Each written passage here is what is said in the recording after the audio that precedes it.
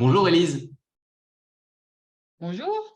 Bonjour Élise, vous êtes Élise Besançon et vous êtes chargée de projet marketing France, n'est-ce pas, pour les différentes marques du groupe Festina. Alors, ce qui nous intéresse nous aujourd'hui pour l'audience et les internautes de planetepapa.com, c'est notamment la marque Calypso, qui est une marque de montres pour enfants. Et on en discutera tout à l'heure. Vous avez notamment sorti une nouvelle collection, My First Watch, donc ma première montre pour enfants. Et c'est particulièrement ça qui nous intéresse. Mais tout d'abord, j'avais envie d'échanger avec vous, puisque vous êtes au cœur du réacteur chez Festina, et notamment pour la marque Calypso, pour que vous nous racontiez un petit peu quelle est l'histoire de cette marque Calypso et comment est-ce que vous travaillez au quotidien, on va dire, pour sortir des nouvelles collections qui vont plaire aux enfants, mais aussi aux parents, évidemment. D'accord. Alors, en fait, donc Calypso, c'est une marque qui a été créée en 1996 à l'initiative du groupe Festina. Le groupe Festina, qui est donc qui a une réputation internationale à l'heure actuelle, qui distribue un certain nombre de marques qui ont plus vocation à se destiner à une cible d'adultes. Parmi les marques du groupe Festina, il y a déjà des marques qui travaillent sur le secteur des juniors. Festina a sa ligne de montres juniors. La marque Lotus également, qui a une ligne de montres junior, et Calypso avait vraiment vocation à venir se destiner uniquement, enfin pas uniquement, puisqu'il y a aussi des adultes qui en portent. On est vraiment sur une cible jeune, dynamique, avec comme particularité commune la couleur. Voilà. Donc, c'est des modèles qui sont très colorés, très festifs et qui sont principalement des modèles digitaux. Donc, des petites montres avec affichage digital, avec de la lumière, avec des petites fonctions de chronographe. On a des cadrans qui sont relativement larges, imposants, qui sont chouettes et qui ont un rapport qualité-prix qui permet vraiment de changer de montre à sa guise. Ces dernières années, on s'est rendu compte que le digital, c'est bien, mais qu'au niveau de l'apprentissage de l'heure, ça facilite un petit peu trop les choses. Donc, on a pensé qu'il était important qu'on se dirige vraiment aux enfants sur l'apprentissage de l'heure, qui est une valeur importante dans l'apprentissage des enfants. Gérer son temps, réussir à se repérer au niveau des temps d'école, des temps de loisirs. Et on sait tous que la première montre d'un enfant, c'est vraiment un produit, on se souvient tous de sa première montre. Vraiment. Je pense que si on interroge tout un chacun, on se souvient tous de notre première montre. Donc, en tant que groupe horloger, on a pensé qu'il était important de proposer ce type de produit et notamment d'avoir un produit de qualité. Donc, on utilise des matières qui sont ergonomiques et des boîtiers en acier principalement qui sont gages de qualité. Voilà. Ouais, parce que Donc, qu'est-ce qui fait la voilà un petit peu particularité comment d'une est montre apparue la ouais. ligne. Qu'est-ce qui fait la particularité d'une montre justement pour enfants versus une montre pour adultes? Mais il y a effectivement les matières, comme vous le mentionniez, les couleurs, peut-être la façon aussi comment dire, de mettre en avant l'heure, tout simplement, les chiffres, parfois les lettres aussi. Je sais que j'ai récemment appris, entre guillemets, qu'il existait des montres pédagogiques. Alors, est-ce qu'il y a une Oui, différence entre montre pédagogique et montre, on va dire, plus classique? J'imagine que oui. Peut-être que vous allez bien sûr. nous en dire un petit peu plus. Mais ouais, quelles sont voilà, les grosses caractéristiques des montres pour enfants, notamment chez Calypso? Alors, les montres Calypso pour enfants, donc vraiment de la ligne My First Watch, elles ont cette particularité d'avoir des aiguilles colorées, ce qui va permettre à l'enfant déjà de se repérer au niveau des heures, des minutes et des secondes. D'autre part, on a marqué justement de manière chiffrée la différence entre les heures qui vont jusqu'à 12, les minutes et les secondes qui vont jusqu'à 60. Donc déjà, l'enfant est capable de se repérer grâce au cadran bon, il y a évidemment la taille de l'aiguille qui fait la différence entre les minutes et les heures sur n'importe quelle montre. Là, on a vraiment cette nuance au niveau de la couleur. On va avoir par exemple des modèles avec l'aiguille des minutes en bleu, l'aiguille des heures en rouge. Et après, on a toutes les minutes qui vont être marquées et qui vont être également précisées via des chiffres indiqués sur le cadran. Donc, c'est un petit peu grâce à ces repères que l'enfant va réussir à compter et marquer la différence entre les heures et les minutes. On a également certains modèles. Donc, en fait, la ligne est assez grande, hein. On a aussi 6 déclinaisons de couleurs en fonction des goûts des enfants sur 5-6 lignes différentes où vraiment, en grandissant, on va pouvoir aussi basculer sur un modèle qui est plus adapté à la taille de son poignet. Donc, un premier enfant qui est très jeune et qui a un petit poignet va pouvoir trouver montre à sa taille avec un cadran plus fin, où là, il aura vraiment toutes les indications. Et s'il est un petit peu plus grand et qu'il a déjà quelques notions, il va pouvoir passer sur un cadran un petit peu plus large où il y aura moins d'indications. Mais il y aura quand même cette facilité de lecture avec les minutes qui seront bien déterminées. Ok. Donc, c'est vrai qu'on est vraiment sur un produit pédagogique, c'est vraiment la montre avec un marquage sur le cadran qui permet de se repérer. Contrairement à une montre qui aura des aiguilles unicolores avec uniquement des indications de 5, 10, 15, 20 minutes jusqu'à 60.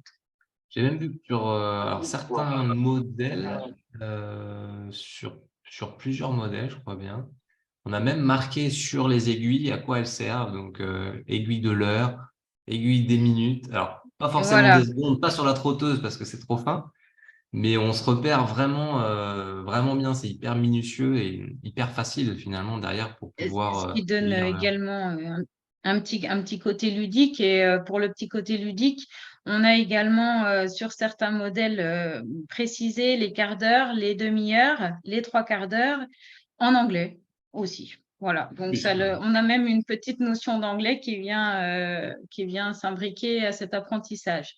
Bah, c'est du 2 en 1, donc c'est voilà, Voilà, c'est du 2 en 1. c'est aussi Donc bien. après, on a une gamme qui est relativement colorée. C'est vrai que donc en fonction du modèle, comme je le disais, on a cette question de dimension de cadran qui va permettre d'adapter la montre au poignet de l'enfant. Après, ce que les enfants aiment aussi, c'est pouvoir porter leur montre partout. Donc, on est sur des modèles étanches, ce qui va leur donner un petit gage de qualité supplémentaire au niveau vraiment technique horloger. Alors justement, Donc, les enfants, sur l'étanchéité, pardon, c'est 5 ATM, c'est 5 ATM, voilà. ça C'est veut dire quoi 5 exactement? atmosphères.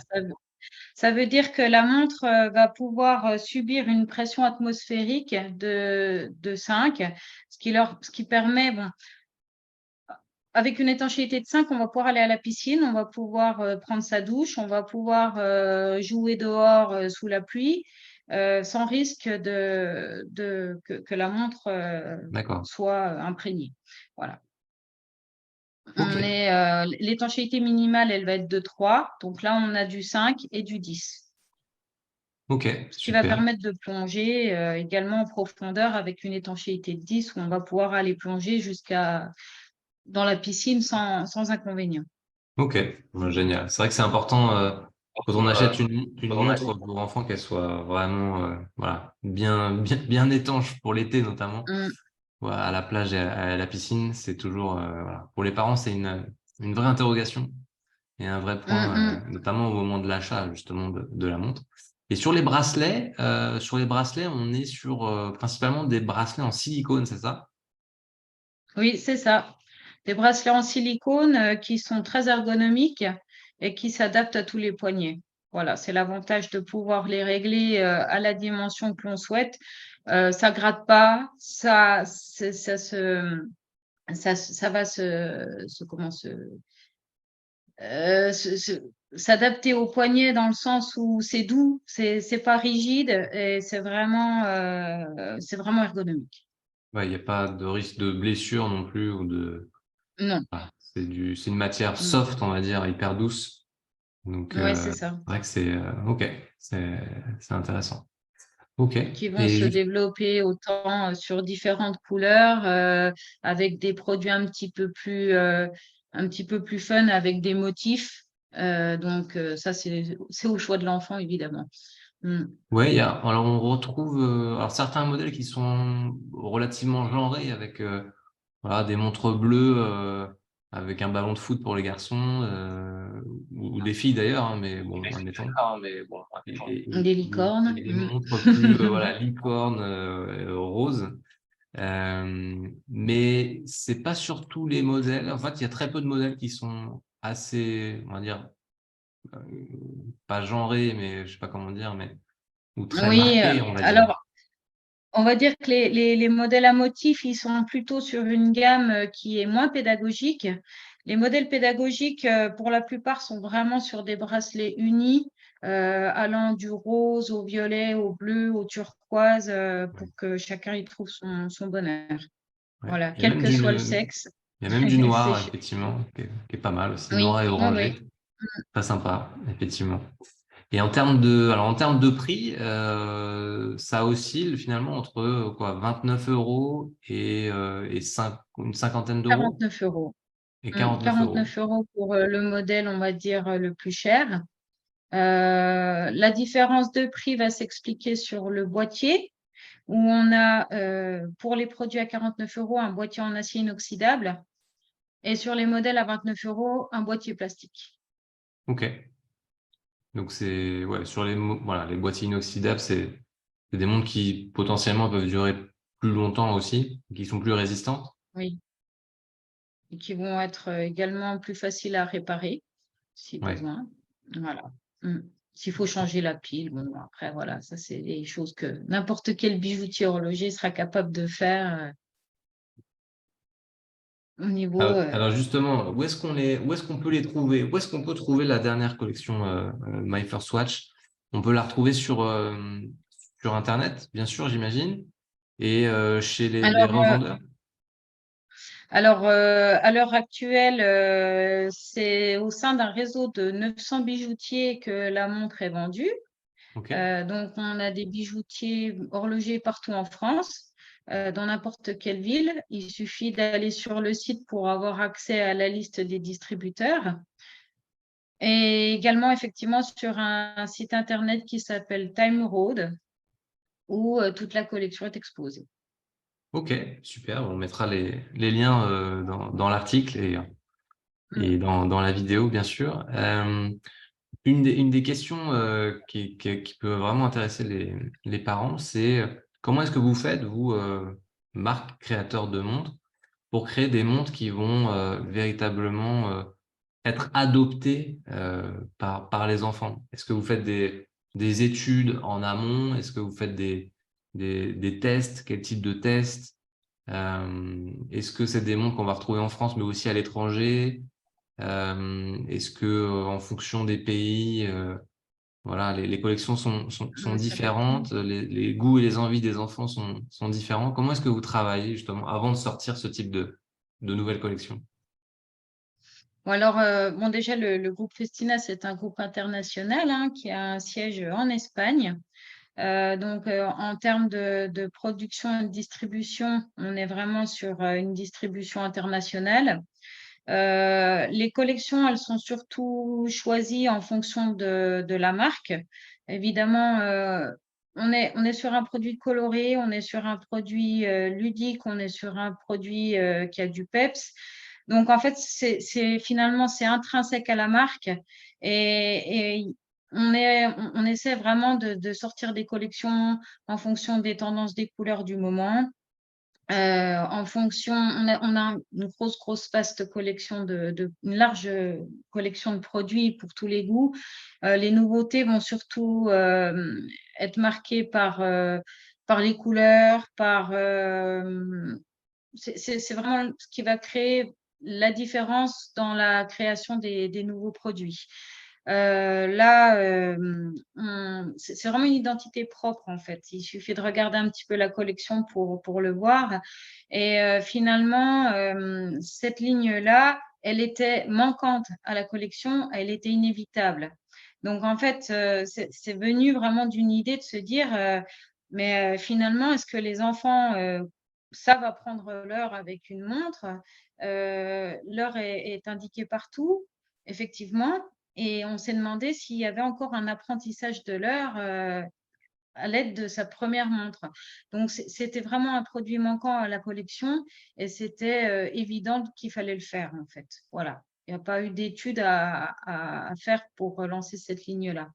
Oui, il y C'était avait une un trou évidence, en fait. dans la Mm. raquette et voilà, le trou est comblé maintenant. Voilà. Super. Et, alors, comment est-ce qu'on peut aider les enfants à apprendre l'heure, justement? Est-ce que vous avez des conseils particuliers à donner aux jeunes parents pour faire apprendre l'heure, justement, à leurs enfants? Alors, bon, ça, je pense qu'il y a déjà, l'apprentissage de l'heure se fait dans un premier temps à l'école.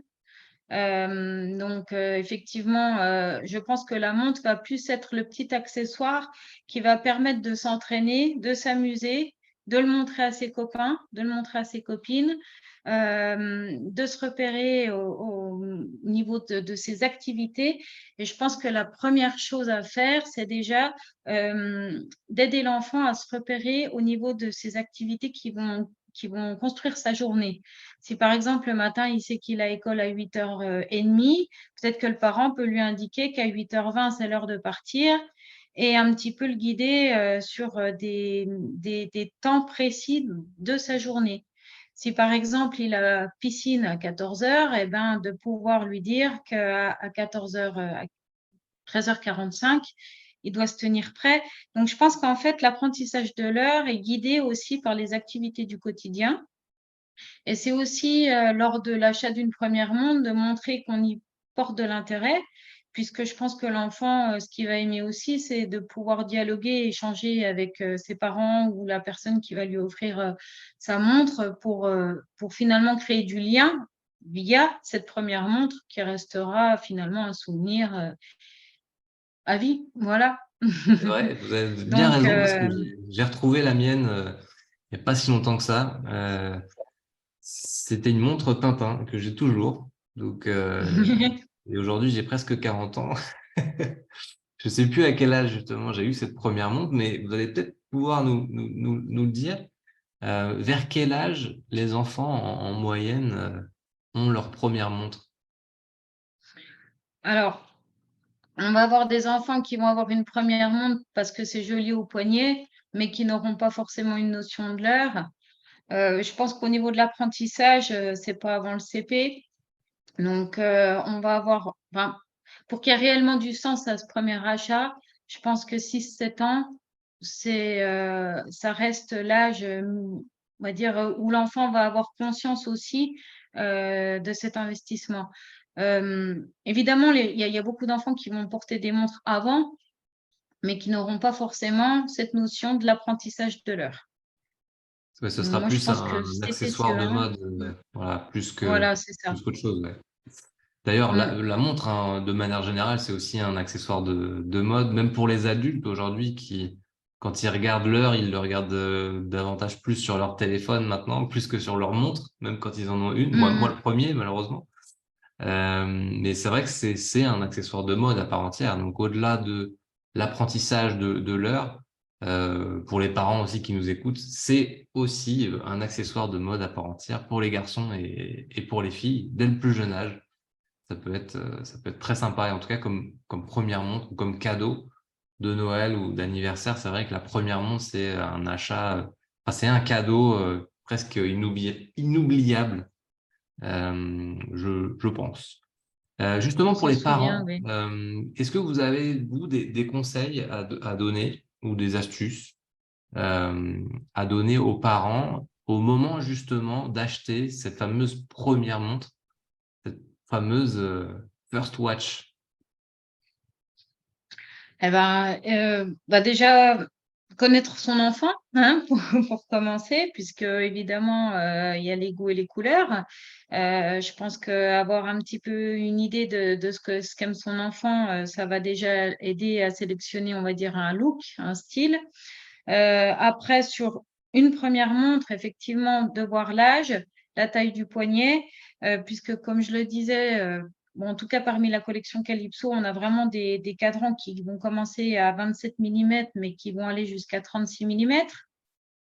De voir effectivement si on veut un aspect un petit peu plus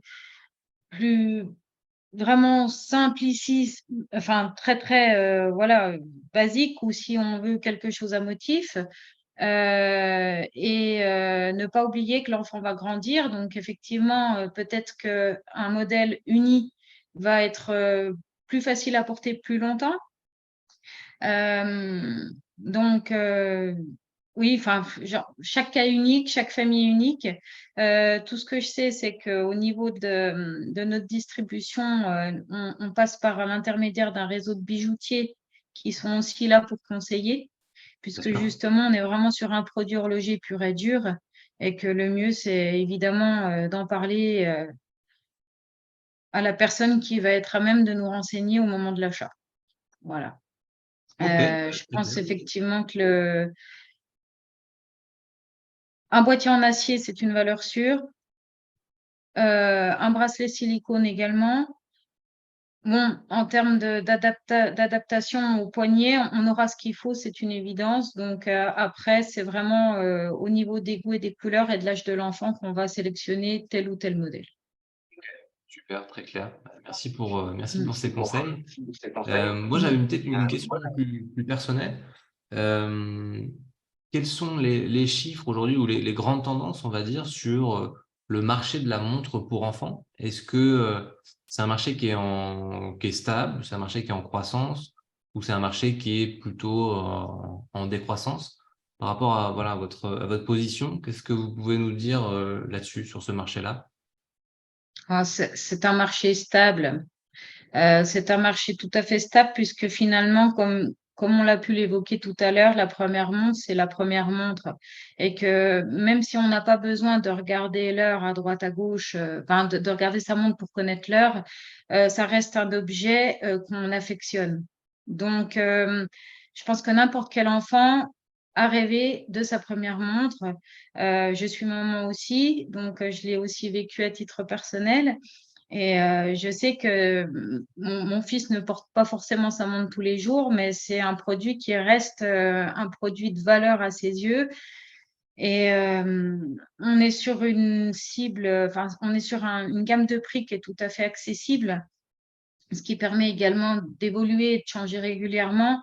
Donc, on est vraiment sur un marché stable. On n'a pas de… En fait, je sais pas comment… C'est un produit qui se vend de lui-même. Voilà. Ok, bah très simple. Mm. Ouais, c'est intéressant, ouais, comme quoi on va dire que voilà, l'horlogerie infantile ou junior ne se perd pas finalement. C'est voilà, un marché stable, donc c'est intéressant. Et par rapport à l'horlogerie plutôt comment dire adulte, comment ça se comporte au niveau de l'horlogerie adulte? Alors, nous, au niveau de notre groupe, tout va très bien. On a fait Ok. une très bonne année 2022. Donc, je pense que vraiment, au niveau de l'horlogerie adulte, on est même plutôt en croissance. D'accord. Contrairement à ce qu'on voudrait bien entendre sur le marché actuel. Donc, je pense que tout ce qui reste produit d'accessoires de mode, c'est des choses, c'est des inconditionnels, quel que soit l'âge, en fait. Voilà, c'est important pour les gens de pouvoir changer de tenue, de pouvoir changer d'accessoires. Et au niveau de nos résultats, on a tout pour le prouver, quoi. Voilà. Ok. Bon, bah voilà, la montre est un accessoire intemporel pour les adultes comme Mm. pour les enfants. Donc, c'est parfait. Merci de nous avoir donné tous ces conseils sur comment choisir sa première montre pour enfants, notamment. Merci de nous avoir présenté aussi la collection, la nouvelle collection My First Watch Calypso. C'était très intéressant et voilà, on mettra tous les détails de cette nouvelle collection dans notre article sur planetpapa.com. Et puis, bah, on se tient au courant pour la suite, surtout pour les prochaines collections. On a hâte de découvrir peut-être en fin d'année, peut-être avant Noël, ou est-ce que ce sera plus pour l'année d'après? Comment est-ce que vous gérez justement cette partie collection? Alors nous, au niveau de nos collections, on n'a pas vraiment de période de lancement de produits. C'est au fur et à mesure de l'année. On a des nouveautés un petit peu toute l'année, donc je ne manquerai pas de vous les présenter. Ok, bah, Mm. on reste connecté dans ce cas-là. Eh OK. bien, un grand merci, Élise. Merci pour votre disponibilité, pour votre temps et pour vos conseils. Et puis, on se tient au courant pour la suite. Oui, avec plaisir. Bonne Merci, à très journée. bientôt.